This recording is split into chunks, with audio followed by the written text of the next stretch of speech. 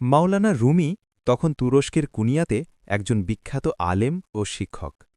একদিন তিনি একটি পুকুর বা হাউজের ধারে বসে তার ছাত্রদের পড়াচ্ছিলেন।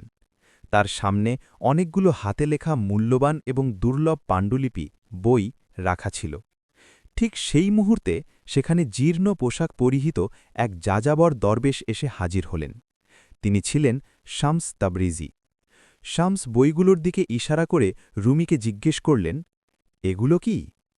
রুমি কিছুটা অবজ্ঞার সুরে উত্তর দিলেন, এগুলো এমন জ্ঞান যা তোমার মতো সাধারণ মানুষের বোঝার কথা নয়, অর্থাৎ এগুলো কিতাবী বিদ্যা। রুমির কথা শেষ হতে না হতেই শামস তাবরিজি বইগুলো তুলে নিয়ে পাশের পানির হাউজে ফেলে দিলেন। রুমি অত্যন্ত মর্মাহত এবং ক্ষুব্ধ হয়ে চিৎকার করে উঠলেন, আপনি কি করলেন? আমার বাবার দেওয়া অমূল্য সব পাণ্ডুলিপি নষ্ট করে দিলেন। শামস শান্তভাবে পানিতে হাত দিলেন এবং একে একে বইগুলো তুলে আনলেন। রুমি অবাক হয়ে দেখলেন বইগুলো পানি থেকে তোলার পর একদম শুকনো, একটি অক্ষরও মুছে যায়নি বা কাগজ ভেজেনি। রুমি হতভম্ব হয়ে জিজ্ঞেস করলেন, এটা কিভাবে সম্ভব? এই রহস্য কি?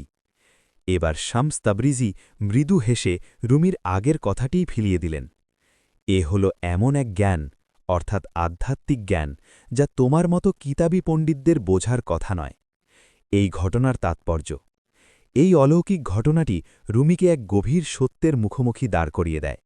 তিনি বুঝতে পারেন যে প্রকৃত সত্য কেবল বই পড়ে বা মুখস্থ করে অর্জন করা যায় না, তা অর্জনের জন্য হৃদয়ের পরিশুদ্ধি এবং ঐশ্বরিক প্রেমের প্রয়োজন। এই ঘটনার পরই রুমি তার শিক্ষকতা ছেড়ে শামস তাবরিজির অনুসারী হন এবং দীর্ঘ সময় নির্জনে চিল্লা তার সাথে কাটিয়ে আধ্যাত্মিক সাধনায় নিমগ্ন হন।